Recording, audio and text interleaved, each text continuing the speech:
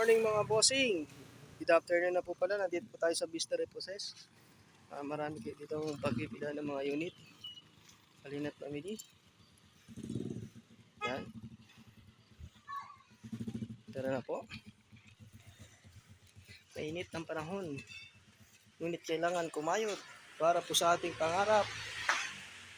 At sa mga nangangailangan po ng motor dyan, ito na po ang hanap ninyo. Sa mga gusto maglaro, may enduro po tayo dito. Naka-inverter na rin po yan, 200cc. Yan, halo-halo po yan. Sa mga gusto pong maghanap buhay, may pan-tricycle din po tayo. Mga nagtatrabaho dyan, ang gusto ng pang-service, marami po kayong mapapagpilian. Pag pumunta po kayo dito sa Vista Reposes, 8,000 nyo, may sarili na kayong motor. 8K pataas ang unit po natin. Andyan po yung mga budget po yun sa kabila. Yan, sa atin din yan mga bossing. Tapos ito pa po mga bossing. Ito sa atin, may rin po tayo sariling gawaan. Ito po sa may kabila mga bossing.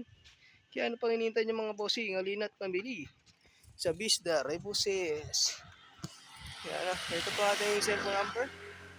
Ito po ang ating mga motor. Ito po mga bossing. Ito po ang ating mga best mechanic. Yan po si Boss Tantan, Boss Atong, Boss Patrick Pamaypay, lagi nagkakapian.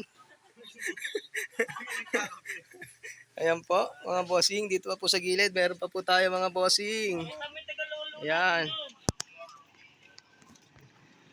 Vista Reposes, mga gulong.